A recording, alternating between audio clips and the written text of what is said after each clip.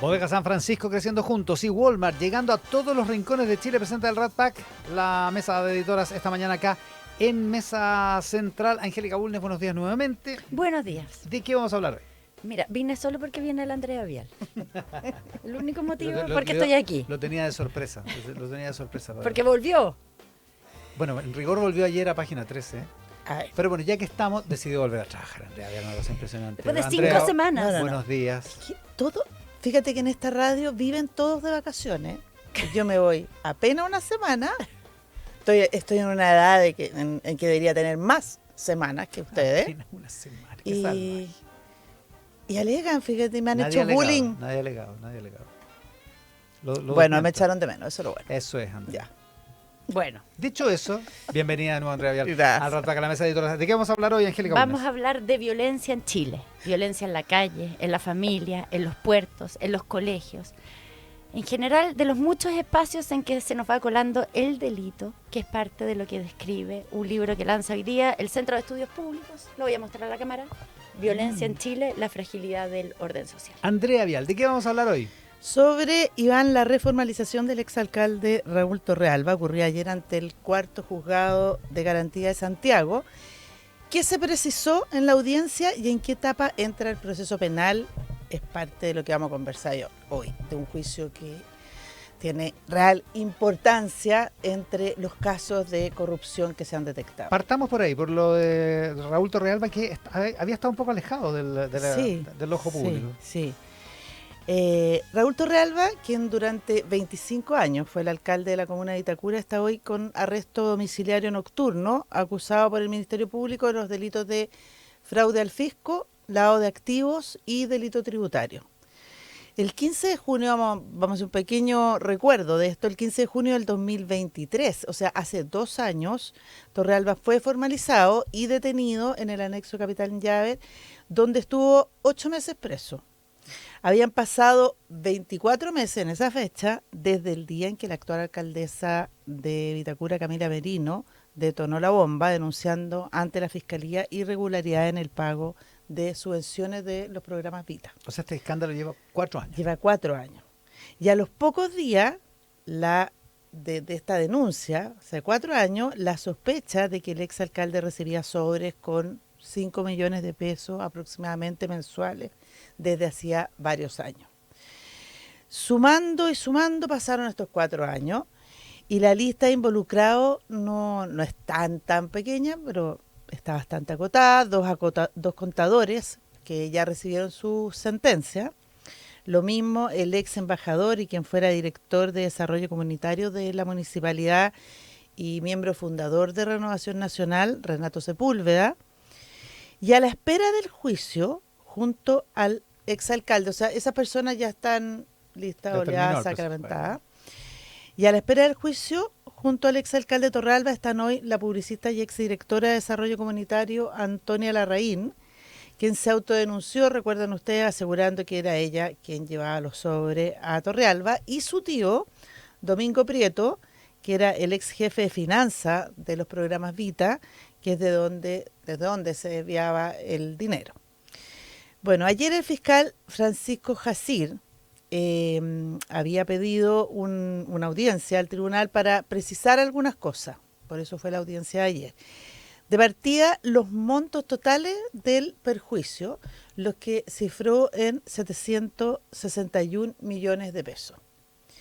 Torrealba, recordemos, ya ha pagado 128 millones por omisiones en declaraciones tributarias, o sea, el delito tributario, al menos en ese sentido, está reparado, se supone. Y otro monto parecido había pagado también para reparar el mal causado el día que el tribunal aceptó cambiarle la cautelar y abandonar la cárcel. Luego, ayer el fiscal Jacir, después de precisar estos montos, detalló ante el tribunal las 4 maniobras que la Fiscalía pudo acreditar en el caso del lavado de activos. O sea, en otras palabras, el Ministerio Público precisó el modo operandi en cuanto a las dinámicas que se utilizaron para lavar dinero a partir de los sobres que recibía periódicamente. La primera maniobra o fórmula fue la utilización de choferes de la municipalidad para depositar en 3 cuentas personales del exalcalde Torrealba y en una cuarta bipersonal que él tenía con su señora. Estos depósitos se hacían en efectivo o con cheque. Esa era una de las maneras de acuerdo a la fiscalía, de lavar el dinero. La segunda detectó la existencia de abonos fraccionados en tiempos cortos con depositantes desconocidos, o sea, personas que depositaban, por ejemplo, 200.000 pesos, 150.000 pesos, y cuyos remitentes, o sea, cómo saber quiénes depositaron, cómo se depositaba en efectivo, ¿Ya? eran como, dijo el fiscal, el Lucho, el JJ, yo no sé. Que Pero eso es lo nosotros, que queda escrito en la papeleta, claro, digamos. lo Porque que esto se pasa hacía es en el que banco. en el probablemente banco, está. claro, porque era en efectivo, ¿no? Lo que pasa es que uno no recuerda ya cómo era la papeleta. Yo me trataba de acordar si en la papeleta uno tenía que poner el nombre. Tenés que poner tu nombre y un número Sí, de teléfono. pero uno puede Por lo menos poner, en mi banco. claro. Podéis poner cualquier Pero cosa. uno ya Así, no ¿no? hace eso, uno hace transferencia, ¿o no? Como que no va al banco a depositar ni menos en efectivo. Es muy raro, sí. Es raro. Bueno, la tercera maniobra para lavar dinero, según el fiscal Jacir, ayer en la audiencia de reformalización, fue el ocultamiento material del dinero en el domicilio del imputado. Se encontraron 7 millones de pesos en efectivo en su domicilio, que no sé si recuerdan que alguna vez se dijo que estaba entre medio de las paredes. No, Sí, todo eso fue un poco fantasioso. Claro. No, no era. no, pero efectivamente se encontró ese monto en efectivo en su domicilio y el fiscal, como que esto lo conecta a una manera de tener esos dineros guardados en su casa, dinero entre comillas mal habidos, que provenían de estos sobres que salían de los programas Vita. Y la cuarta forma que pudo acreditar es la utilización de distintos instrumentos mercantil, dijo, o financiero para borrar rastro. Y eso se hace de una cuenta, por ejemplo, donde él tiene un depósito de 1.000.000, deposita 500 en otras 2 cuentas, 500 y 500, de una devuelve en efectivo a la cuenta primaria, o sea, tú das vuelta un poco el dinero para perder la pista de este. Es una versión centrífuga de la gimnasia bancaria. Totalmente, totalmente. Igual es media manual, es automática. Bueno, es que es gimnasia. Claro. Bueno, estas son las modalidades que la Fiscalía pudo acreditar, porque hubo otras de las que se habló en un principio, pero que quedaron descartadas. Y esto es importante porque en la audiencia de preparación del juicio oral, que es la etapa que viene, se revisan las pruebas. Y el juez decide cuáles son admitidas, y hay una discusión, cuáles son admitidas en el juicio oral, cuáles quedan fuera. Y es el momento en que las defensas intentan, incluso por errores formales a veces, dejar afuera algunas. Mira, está mal. No, ese no es el nombre correcto. Y el juez la deja afuera y esa prueba nunca más puede entrar al juicio. ¿Ya? O sea, lo que pasa ahí pasa y lo que no Ya, o sea, muy definitivo. es muy definitivo. Bueno, en las próximas semanas esta investigación va a finalizar porque la Fiscalía ya no tiene más diligencias pendientes, la considera cerrada, salvo que hay 2 diligencias que pidió la defensa. Ya. Y por eso va a pasar un rato más. Pero se realizan, se cierra la investigación, se acusa o se sobresee, eso yo creo que no va a ocurrir, me Ya. atrevería a decir 100% que no va a ocurrir, o se solicitan las salidas alternativas al juicio. Que eso sí puede ocurrir, Podría pasar. podría pasar a pesar que el fiscal ayer dijo, no, por ahora no. Bueno, claro, por ahora no, porque eso ocurre una vez que se acusa. Cuando Claro. tú sabes de qué te están acusando y cuál es la pena que está pidiendo la fiscalía. Claro, porque la salida alternativa supone la aceptación del acusado Exacto. de que los hechos relatados por la Exacto. fiscalía son como ocurrieron, Claro, digamos. tiene que admitir los hechos que se le atribuyen y tiene que aceptar la responsabilidad en ello. Que no es lo mismo que aceptar la culpabilidad, digamos. Que no es lo mismo, No es lo mismo. claro. Y que un poco el ex alcalde Torrealba ha navegado un poco en esa ambigüedad, como que, porque siempre salió, dijo, no, si le aceptó le aceptó los hechos y reconoció los delitos ante el fiscal. ¿Ya? Pero cuando, no sé si ustedes recuerdan, cuando él sale de la cárcel, él dice, no he reconocido ningún delito. Solo le he contado bien los hechos No. al Ministerio Público. Entonces, ahora, no se descarta que esa posibilidad sí sea una posibilidad para Antonia Larraín, que está investigada por fraude al fisco, y para Domingo Prieto, por lo mismo, por fraude al fisco, más un delito tributario.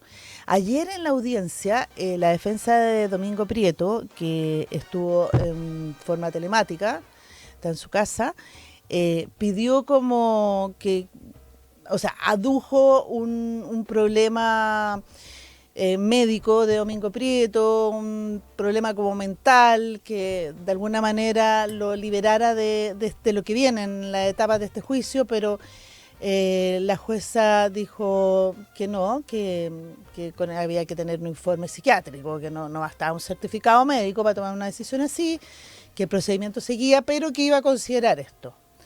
Y en el caso de Raúl Torrealba la cosa es más complicada porque la Fiscalía calcula que arriesga 10 años de privación de libertad, en parte por lo reiterado de los delitos.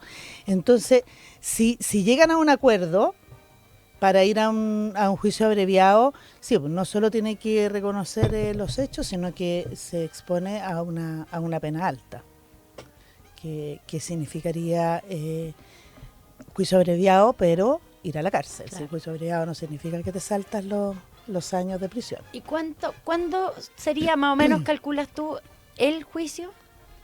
De todas maneras, antes de fin de año. Ya. Parte de todas maneras, o sea, viene la etapa de preparación, sí. de la audiencia de La entrega de las preparación de pruebas. discusión, claro, y no, debería ser más o menos luego. Ya. Sí, debería ser más o menos luego. A menos que exista este procedimiento abreviado, esa sería la Claro, alternativa, la opción. claro. Ya, eso con la reformalización de Raúl Torrealba, el exalcalde de Vitacura. Hablemos de esta violencia en Chile, este libro que además tiene una presentación como hoy conspicua día hoy tiene día. una presentación, exactamente. Pero partamos por el dotarnos de seguridad y de mecanismos racionales para resolver los conflictos de la vida en común. Básicamente que no nos impongamos unos otros a palo, es la primera y la principal justificación del Estado de Derecho, y eso significa que cuando la violencia se va expandiendo, tal como dice el subtítulo de este libro del que les vengo a hablar, vemos la fragilidad del orden social. Algo anda mal en el sistema cuando la fuerza y el delito se van colando en nuestra convivencia. Y es lo que está de fondo en el libro Violencia en Chile, que hoy día el Centro de Estudio Público lanza en una presentación a las 6:30 de la tarde, en la que van a comentar Evelyn Matei y Carolina Toá. Dos candidatas presidenciales. Conspicua, te digo. Sí, conspicua.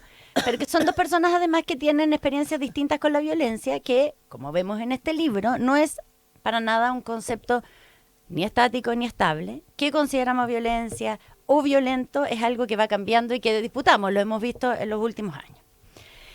Entonces, el CEP, además de las encuestas que hace, que dan harto que hablar, los seminarios y otro tipo de trabajo, desde el año 2019 se ha embarcado en la producción como de grandes trabajos sobre temas de interés nacional.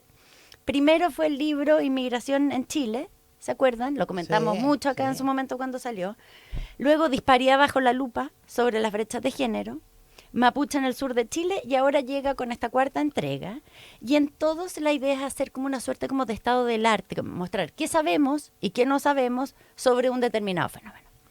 En el que llega hoy día, los editores son Aldo Mascareño, que es sociólogo, Rodrigo Vergara, que es economista, y Nicole Gardela, que es historiadora, que convocaron, como en esa misma línea, a otros 28 autores, abogados, economistas, periodistas, que se unieron, que trabajaron en pares, en tríos, en distintos grupos, y produjeron 14 investigaciones sobre la violencia.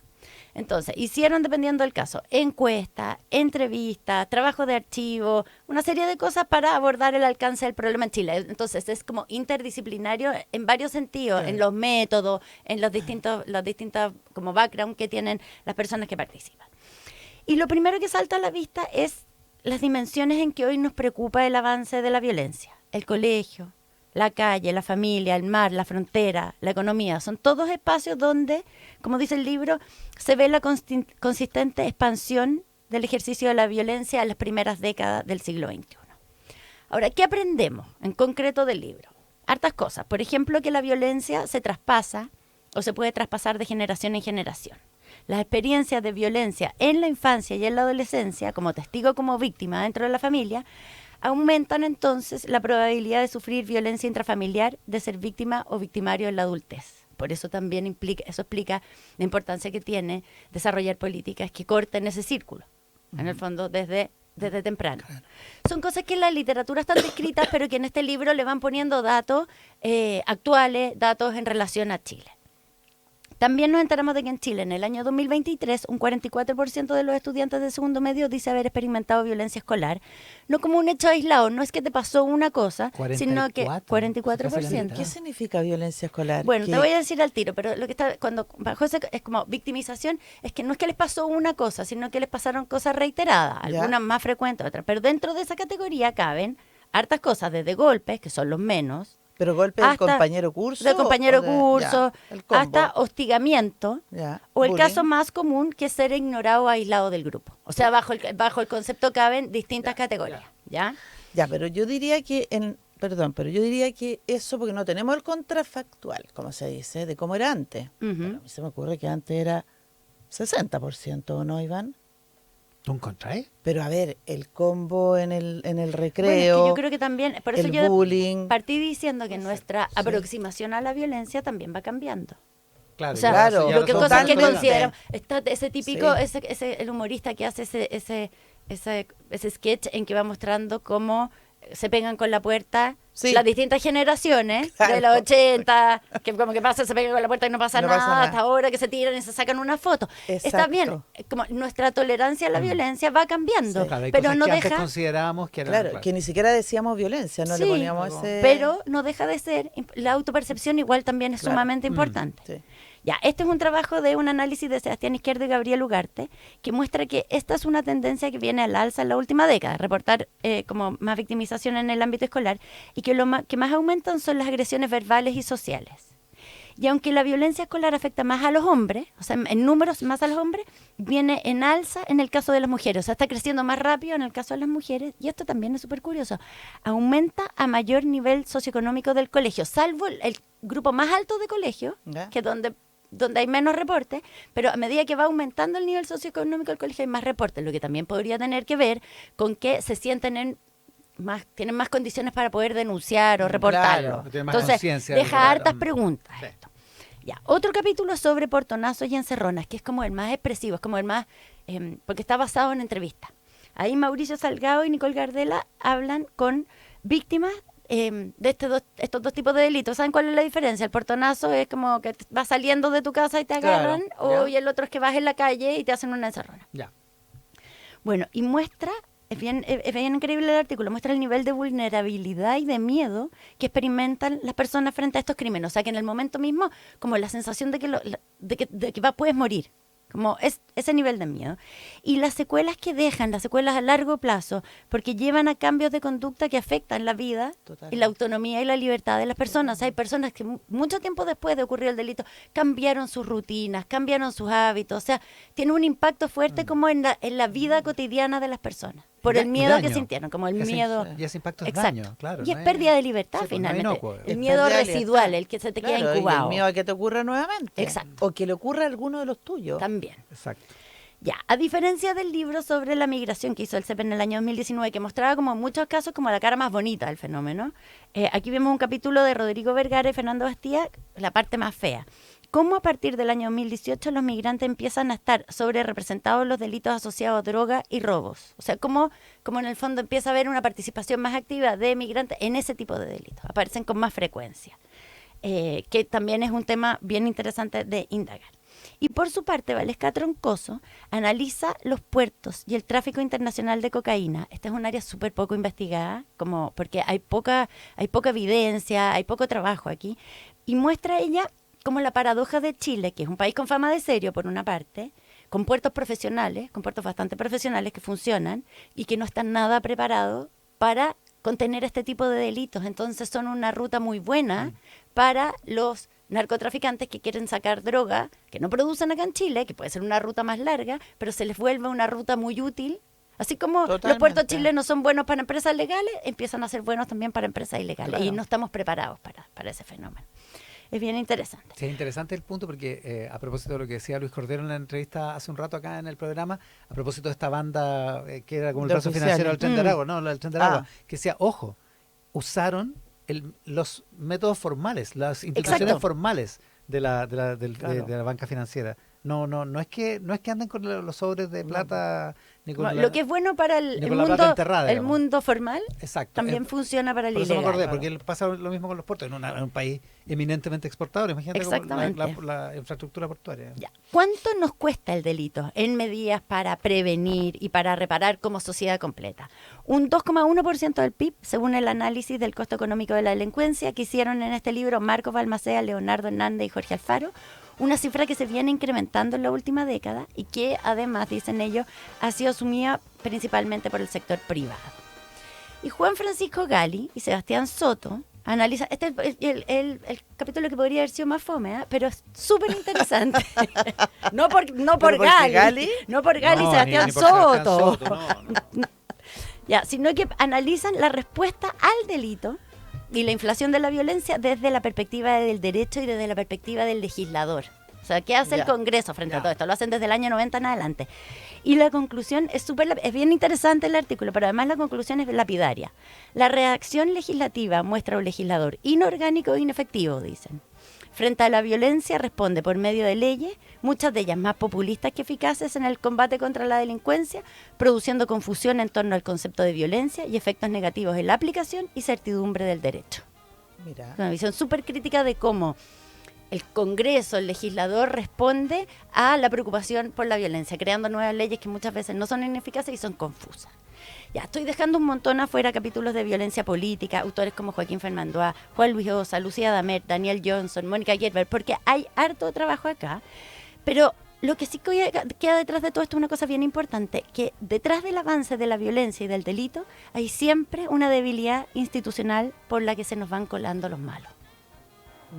Y eso es lo que queda como conclusión del libro. Siempre está de base que hay problemas institucionales que permiten que esto vaya ocurriendo. Porque ellos van más rápido que nosotros. Sí. Y porque a veces Y porque las instituciones claro, también con se eso van son quedando débiles, como anquilosas. se van haciendo débiles en el camino. Vuelvo a citar la entrevista con el ministro Luis Cordero, que está disponible Oye, ya qué buena en la Tele 13 entrevista. Radio. Buena, Le súper buena. puso muchísimo énfasis al caso de los 6 militares. No, Sí, con lo grave que es. Sí. Respecto a lo Mañana, grave que es. mañana pasan a audiencia. Mañana es de formalización. Formalización. Oye, una cosa antes de la que vamos a estar atentos hoy, yo estaría atento a esto. Rosario Neto y Carolina Bazán, que son las dueñas de Ambrosia Sí. Bistro, Oye, el increíble restaurante. Y esa su carta. restaurante en Londres. po. ¿Ah, sí? Sí, pues, pues abrieron habría un un restaurante restaurante. en Londres. Ah, mira qué bueno. Pero acá abrieron uno que está Acá teniendo abrieron, problemas. se cambiaron del Lion al Mut. Ya. Estaban en el Lion en Providencia, Sí. se cambiaron al Mut. Esto es en Las Condes. Y entonces empieza a hacer la inversión, no sé qué, y no les dan la patente de alcohol. Que es más o menos Ya. habitual en los restaurantes, que uno va y dice, no tenemos patente de alcohol, así que tenemos limona. Y entonces dice, para un negocio recién abierto con una alta inversión inicial, el equipo duplicado, una facturación un 40% menor de lo proyectado, es insostenible. Llevamos 8 meses. El 10 de junio, buena noticia, hoy día estamos a 25, hace Ya. 15 días, se presentaron en el Consejo, los aprobaron y celebramos. Entre 7 y 10 días está el decreto. Ya. Llevamos 15. Ya. El jueves pasado, ya en el plazo, el lunes está listo, les dijeron en la Municipalidad de Las Condes. El lunes les dijeron mañana y hoy martes, porque esta carta se publica hoy miércoles, hubo un cambio en el decreto, el tercero, al parecer de regreso a revisión, vuelve en una semana más. No, francamente una Yo quiero burocracia regalo incomprensible. mi tiempo de atento para este tema, porque a mí me ha tocado seguir este caso. Porque me contaron cuando había salido la patente. El Ambrosía es uno de los mejores restaurantes que hay en Santiago. O sea, la Carolina Bazán ha sido reconocida a nivel internacional. Se fueron de Providencia porque ya habían tenido cualquier cantidad de problemas. Se mueven al MUD. ¿Problemas de burocracia también? Problemas de burocracia, se mueven al MUD y están permanentemente. Imagínate lo que significa para un restaurante. Han sido súper creativas en términos de cómo solucionar el problema, como cerveza sin alcohol, michelada sin alcohol. Pero la verdad es que es un problemazo para un restaurante. Sí, po. Y Ya, no pero ¿cuál tienen es la ningún- razón? ¿Pero cuál es la razón de la burocracia, burocracia? no tienen ninguna, no hay ninguna razón, solo se demoran los trámites. Dice que desde que comenzamos este proceso jamás tuvimos certeza de cuánto demoraría cada etapa. Yo acabo de leer la carta, impresionante. Impresionante. Ya, eso. Atentos a Andrea Vial. Mira, no, que yo quiero recomendar la entrevista al ministro Cordero, sobre todo por la descripción de este caso de los 6 suboficiales que traficaban cocaína o ayudaban a traficar cocaína desde la frontera, además. No, y no que ayudaban mañana, nada, participaban activamente. claro, participaban. Claro, que eran la división de tráfico. Claro, O sea, eran de los traslado, transportes, de traslado, era sí. transporte, ya. Y que mañana es la audiencia de formalización donde se supone que va a haber más detalles. Pero también hay que estar atento porque la presidenta del Consejo Directivo del CERVEL va a dar a conocer hoy el facsímil de la cédula electoral de la primaria oficialista. Entonces vamos a ver ¿Cómo es el voto? como el voto, va a entregar detalles también del voto asistido o el voto inclusivo. Voto voluntario este domingo. Ya, atentos a Ángel. Ministro de Hacienda, Mario Marcel, y su par de trabajo, Giorgio Bocardo, anuncian el envío del proyecto de ley de seguro de invalidez y sobrevivencia que está contemplado en la reforma de pensiones. Así que llega hoy día al Congreso Nacional. Con Angélica Bulnes, con Andrea Vial, el Rat Pack, la mesa de editoras, esta mañana acá en Mesa Central, presentación de Bodega San Francisco, Creciendo Juntos y Walmart, llegando a todos los rincones de Chile. Que tengan un estupendo miércoles. Buenos días. Buenos días. Buenos días.